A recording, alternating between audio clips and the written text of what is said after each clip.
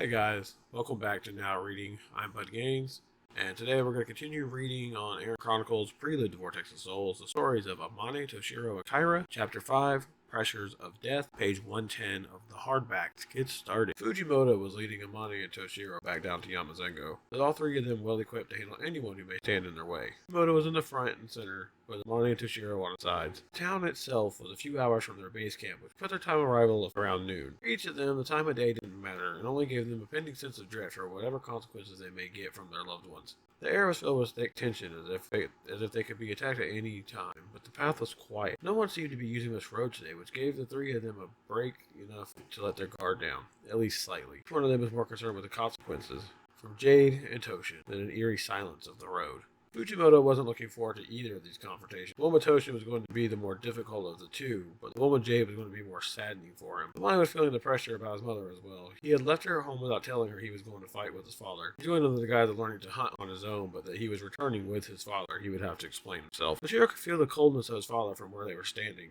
He knew it was just his mind preparing him for the reaction that he was going to receive. Luckily or not, he had Fujimoto to help explain his side of things. He wasn't sure if that bit of knowledge was going to save him or not, but it had to be worth something. All three of them had consequences they would have to deal with. Having finally reached the outskirts of the town itself, Amane took the lead as they entered Yama Zengo. Amane entered first, followed by Toshiro, and Fujimoto kept their backs guarded. With a sigh of relief, the three of them steeled their wills in the task ahead of them, talking. For each one of them, this is going to be harder than the actual fighting about. This is where we part ways from one another, Fujimoto stated. Head home, Amane, while I go with Toshiro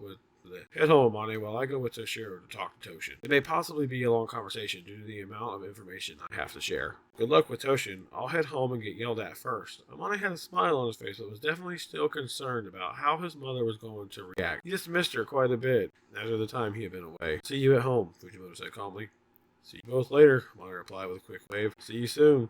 Hopefully, Toshiro said, looking nervous about returning home. Amane had started making his way through to the other side of town. While he had no problems, he just felt like something was off in town. He couldn't explain why he felt that way. He just did. His mind stayed on the edge and open as he gripped his hilt in preparation for possibilities of every variety. Trained as a warrior and having been to war, he wasn't going to let his guard down while he felt this way. His instincts remained on high alert. He continued to walk. He passed by a small group of guys, roughly 5 of them carrying daggers. He noticed them as he passed by hearing them talk about killing someone. Knowing that not everyone who was against his father was in the war, he became anxious and worried about who this person could be. He got what was coming to her. People don't know the horrors that had been caused due to this war. Her husband was responsible for Juchiro's death and many others during the slaughter. She won't be getting in the way now, and if she's not dead now, she will be shortly. Would have been nice if she put up a fight. It was too easy as well. The group of men joked while mocking her death at how easy it was. Amane narrowed his eyes as he took off towards home. Juchiro's death had all those thoughts ran through his mind as he ran through the town. These words were going to destroy more lives than just hers. He would see to that. Amane had finally arrived home and began shouting, Mom! Mom! Are you here? He kept screaming for her, trying to get a response. He looked down. He saw a trail of blood leading to the back of the house as if someone was drugged there. Quickly opening the doors as he charged through the house. Mom! Amane shouted in surprise. He saw her sitting there on the floor, leaning against a wall. Jade's hands gripped her wound tightly, as if to hold her blood in. Her clothes are torn from fighting, and her hair is a mess. Tears streamed down her face as she writhed in pain. She looked up at him with a pained expression that was trying to change into a smile. Being able to see her boy. Amane, you came home, she said with a weak smile finally forming on her face. Yes, Mom, I came home, he said with tears forming in his eyes. Who did this? I'm not sure who they were, but it was a group of younger men. They blamed your father for Juchiro's death and many more, she replied softly to him. Take care of you, Amane said while tears formed streams down his face. Heart broke as he spoke to her, knowing she wasn't going to make it, but trying to fight the realization. We both know it's too late for me, my precious son. You've grown up so quickly, you've become so powerful. If this is what my destiny is, I will gladly accept it. You must move forward, she said, grabbing at his leg. Come here. He remained standing until she did so. He held her in his arms and placed his forehead against hers. Mom, remember that I love you, she replied. You are our last hope. She kissed his forehead, having him lean down to her to do so. Her blood-encrusted lips left a mark on his forehead as her hand slipped down his face, leaving a bloody trail of finger lines. Her vibrant green eyes with flecks of black and red fade slowly as she passes. Mom, Amane laid her down on the ground.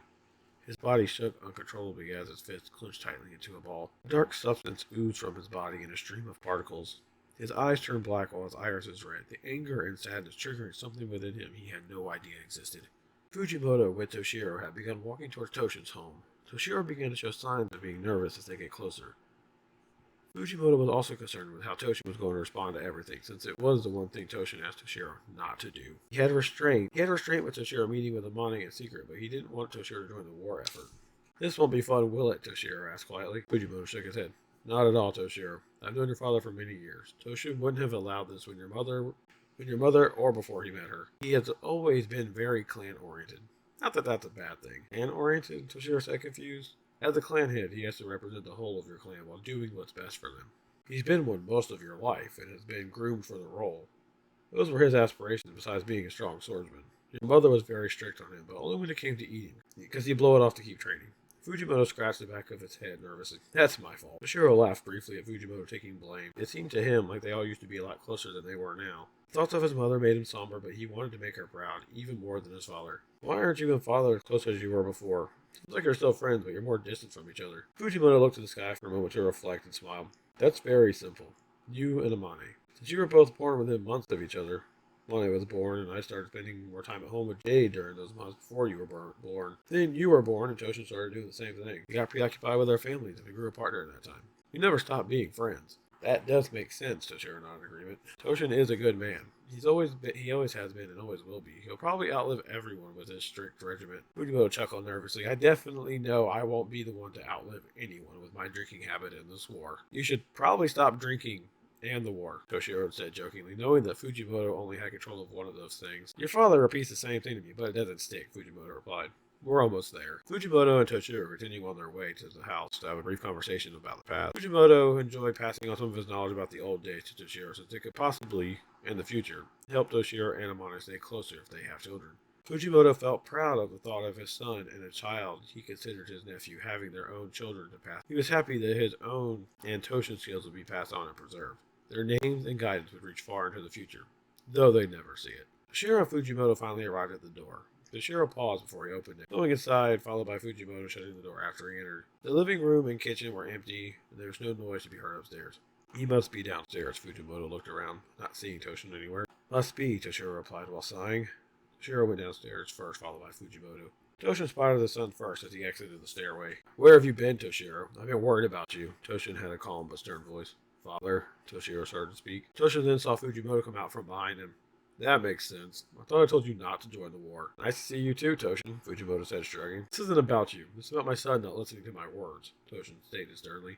He's back, he's safe, and he's stronger than ever, Fujimoto added while trying to mitigate the anger by changing the topic partially. That does not change the fact that he left in the first place and disobeyed my one command, Toshin retorted angrily. I told you that I wanted to help Amane. I don't care about our last names. I wanted to help my friend because he always helps me, and I wanted to be there during his time of need, Toshiro responded. Helping Amane is what he did for the last 2 days. I put them together to keep them safe like we do for each other, Fujimoto stated as he tried to make it seem like he had more control than he actually did. He had trust in the children to do whatever it took to stay alive. Toshiro, I wouldn't want you to go to war, period.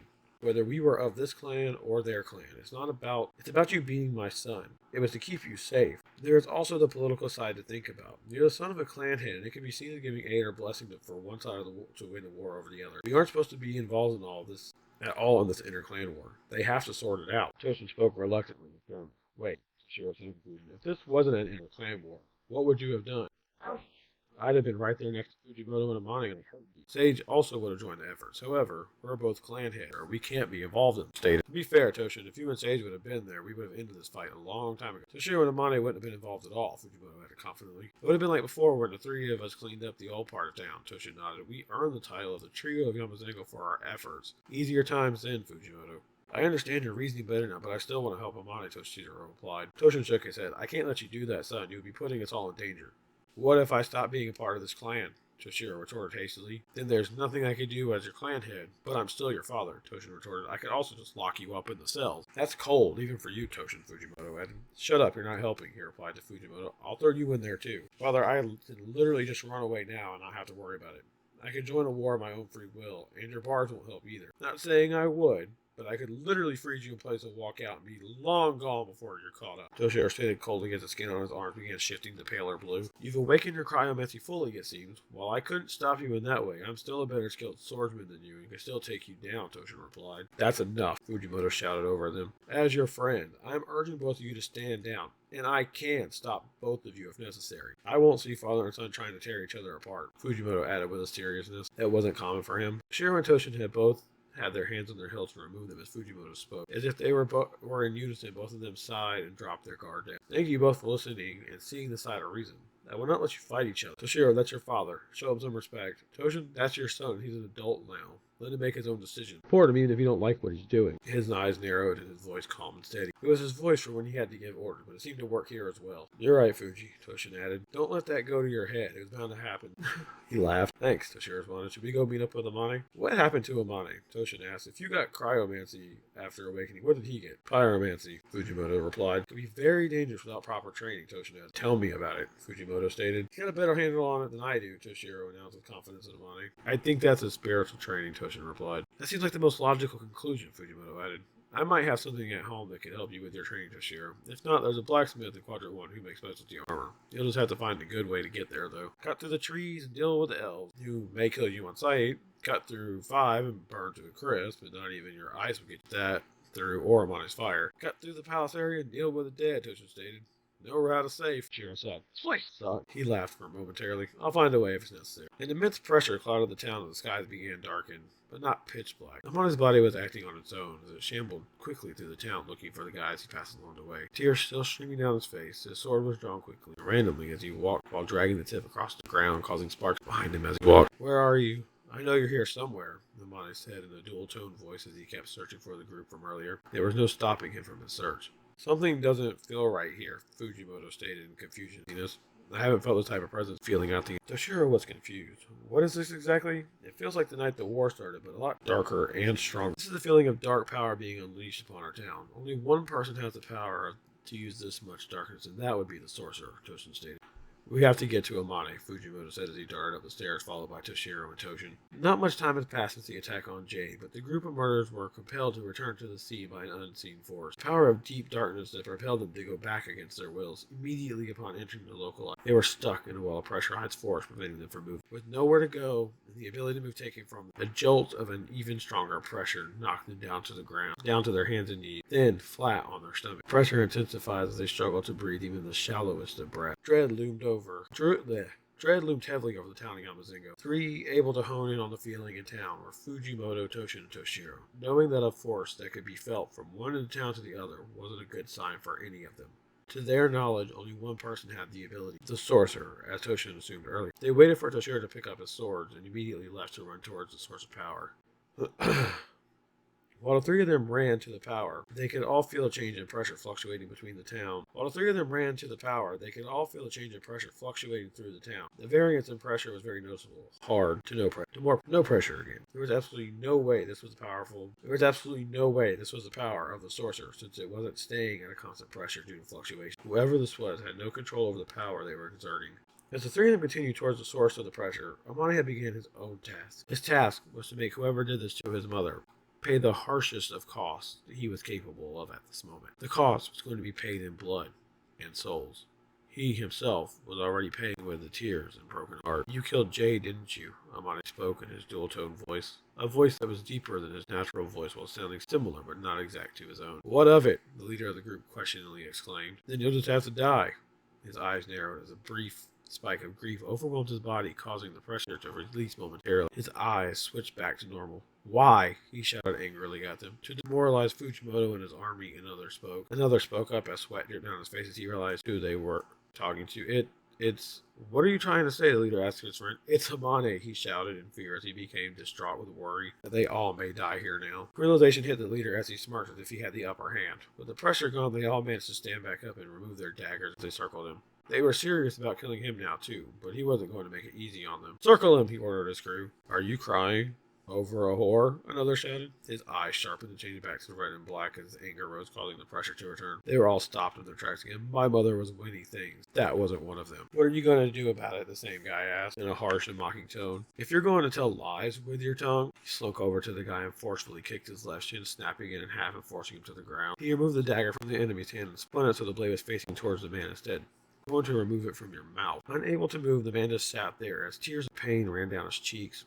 Are you crying over your tongue? Amane mocked him, then shoved his hand into his mouth and pulled his tongue out quickly, removing it with the stolen dagger and throwing it on the ground. Amane took a breath and stabbed the dagger into the man's shoulder. Just hold that. Being disgusted and angry, the leader managed to escape. The pressure and tried to kick Amane out of the way, but he was stopped by one hand. You bastard, he yelled loudly as he drew a sword from his waist. He didn't deserve any of that. Angry, Amane shouted back. Jay didn't deserve any of that, and you'll get what's coming to you. When you attack civilians in a wartime, after everything was agreed upon to get out of town, you're lower than anyone at war. You chose to cut down an innocent mother and wife because you're afraid of fighting. Amane squeezed his foot in his hand and applied an immense amount of pressure to it. The man shouts in pain as his foot crumples from the force before Amane continues speaking. Now that one of your friends is being injured, you want to stand, you want to fight? Bring your best, but I can guarantee you that won't be enough. Amane spoke more confidently than he normally did as he pushed him back by his foot. He was prepared to make the tough decision, removing their lives from their bodies. Taking a deep breath, he removed all pressure around them in a small radius to allow them to fight, even though it was useless for them to try. He wasn't aware of how he was able to do it. He just did it. On this day, Amane became broken, his heart, his soul, and his personality. He became a light of hope and a beacon of destruction, inhabited by two different personalities from the loss of his mother. The normal Amane who was a joyous optimist, and this darker, more confident version of himself who had no qualms with ending anyone in his way. Four of them, since the guy with the cutout tongue wasn't moving, remained, who wanted to continue this altercation, got on their feet, ready to attack, each slicing and stabbing with a dagger, except for the guy with a sword, who was attacking with quick slashes. Going on the defensive, Amane caught one guy by the arm and placed him in front of himself. As he did so, the man was stabbed by one of his accomplices, who ended up with a broken arm from a quick but powerful chop to his elbow. Amane kicked another in the chest without care and cracked several ribs in his sternum. The next guy cut him on his arm and was quickly set on fire for doing so. What are you? The leader asked timidly and terrified. Pissed off, Amane retorted. Injured nightmare. He continued while he drew his blade, finally. And I'm going to stop there at the bottom of page 123. We're just getting into it. This is a bit darker than what's been going on so far. This battle was one of my favorite ones to write when I was writing it. But as for now, we're going to call this at 123. We'll pick up there in the next recording. Let me put my bookmark in because I've got the control. So hope you've enjoyed this. I always enjoy writing scenes like that where characters overly decimating their enemies for a good cause or a good reason. And I will catch you guys next time for the continuation of chapter 5. We're getting towards the end, about a little over halfway, and I'll see you guys next video. Thanks for watching. Thanks for listening. Ciao, guys.